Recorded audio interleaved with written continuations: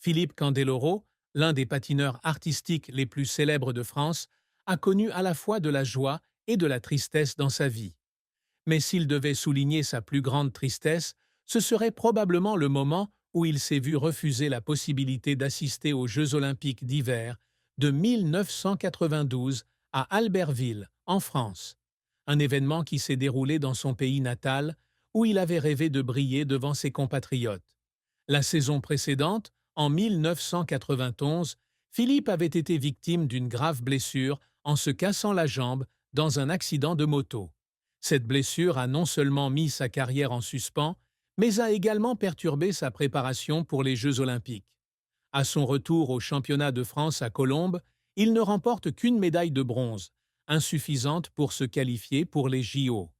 Pour Philippe, ce n'était pas seulement une défaite personnelle, mais aussi une profonde douleur, car il se sentait trahi par la Fédération française de patinage.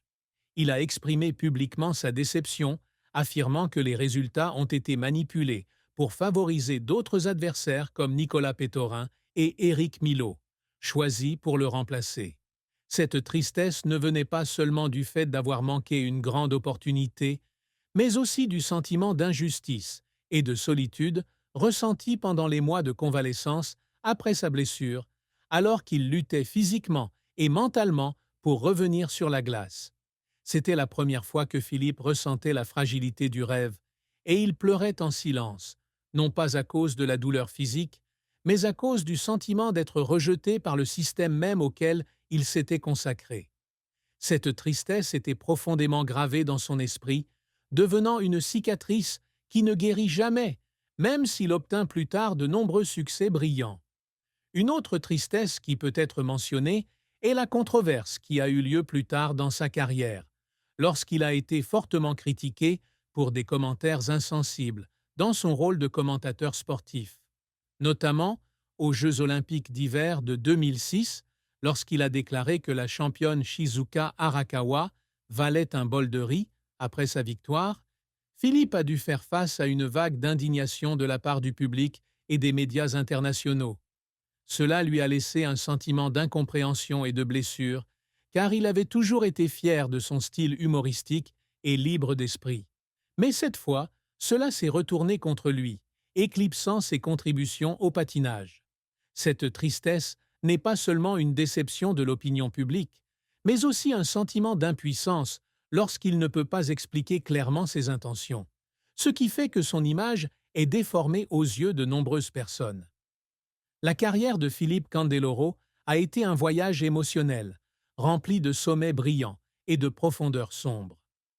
Né le 17 février 1972 à Courbevoie, en France, Philippe a commencé le patinage à l'âge de 7 ans lors d'un cours extrascolaire à l'école. Dès ses premiers pas sur la patinoire de Colombes, il est remarqué par l'entraîneur André Brunet pour son potentiel exceptionnel. Cependant, le chemin vers la gloire n'est pas facile. Philippe était souvent ridiculisé par ses amis car le patinage artistique était considéré comme un sport de filles. Pour surmonter les préjugés, il a créé son propre style, combinant force et masculinité avec des mouvements artistiques créatifs, qui sont devenus plus tard sa marque de fabrique sur la glace. Succès, Philippe a connu sa première grande percée en 1992-1993 lorsqu'il a remporté l'or au trophée NHK et l'argent au championnat d'Europe de 1993. Le point culminant de sa carrière a eu lieu aux Jeux olympiques d'hiver de 1994 à Lillehammer, en Norvège, où il a remporté le bronze grâce à sa performance émouvante dans le rôle de Vito Corleone du parrain. Le succès s'est poursuivi lorsqu'il a remporté la médaille d'argent au championnat du monde de 1994 et est de nouveau monté sur le podium de la médaille de bronze aux Jeux olympiques d'hiver de 1998 à Nagano, au Japon. Devenu professionnel, il devient la star d'émissions telles que Champions on Ice aux États-Unis et Holiday on Ice en Europe, et fonde le Candel Euro Tour, un projet à succès en France. En 2000, il remporte le championnat du monde professionnel, affirmant ainsi sa position dans le monde du patinage. Échec. Cependant, Philippe n'a pas toujours été au top. Après sa blessure de 1991 et son absence aux Jeux olympiques de 1992, il a traversé d'autres moments difficiles. Au championnat du monde de 1996 à Edmonton, au Canada, il a terminé 9e, un résultat décevant après avoir remporté le bronze l'année précédente. Son incapacité à atteindre des positions élevées au championnat d'Europe, par exemple, en se tenant hors du podium de 1994 à 1996, l'a également amené à faire face à une forte pression de la part des experts et des spectateurs. Ces échecs ne sont pas seulement une question de titre, mais aussi de doute sur sa capacité à maintenir sa forme optimale. Les larmes. Philippe n'hésite pas à admettre qu'il a pleuré à de nombreuses reprises au cours de sa carrière. La première fois, c'était après la défaite au championnat national de 1991, lorsqu'il était assis seul dans les vestiaires, les larmes coulant sur son visage à cause du sentiment d'injustice. Une autre fois, c'était aux Jeux olympiques de 1994, lorsqu'il a réalisé un programme libre parfait et a reçu une ovation debout du public, des larmes de joie et de soulagement après tout ce dur travail. Il a également pleuré à la fin de sa tournée d'adieu Hello and Goodbye en 2008, marquant la fin de sa carrière de joueur professionnel. Ces larmes ne montrent pas seulement la faiblesse, mais démontrent également la passion intense et le cœur sensible d'un artiste sur glace. Philippe Candeloro était plus qu'un simple patineur, c'était un véritable artiste, toujours désireux de laisser sa marque dans l'histoire du sport. L'un des plus grands accomplissements qu'il a toujours recherché est de changer la façon dont le monde perçoit le patinage artistique. Il voulait prouver que ce n'était pas seulement un sport pour les femmes, mais aussi une scène où les hommes pouvaient montrer leur force, leur créativité et leur personnalité. Cela se manifeste à travers des performances emblématiques telles que Le Parrain, D'Artagnan ou Lucky Luke, où il allie virtuosité technique et narration unique. De plus, Philippe s'efforce toujours de remporter les plus grands titres dans sa carrière amateur. Il a remporté 2 médailles olympiques, 2 médailles mondiales et 2 médailles européennes, mais le rêve de remporter une médaille d'or olympique reste quelque chose qu'il désire ardemment, mais qu'il ne peut pas atteindre. Après être devenu professionnel, il a voulu devenir une icône mondiale des spectacles sur glace, et il a réussi, conquérant le public à travers l'Amérique, l'Europe et le Japon. Il a également inventé le Candeloro Spin, une rotation du genou qui porte son nom et qui, bien qu'interdite en compétition amateur, est devenue une caractéristique indéniable des performances professionnelles. Philippe a également tenté de construire un héritage au-delà de la glace. Il est commentateur sportif pour la télévision française, apportant une perspective unique et humoristique sur le patinage artistique aux Jeux olympiques. Malgré la controverse, il est resté attaché à son rôle, espérant inspirer la jeune génération et garder le sport vivant dans le cœur du public.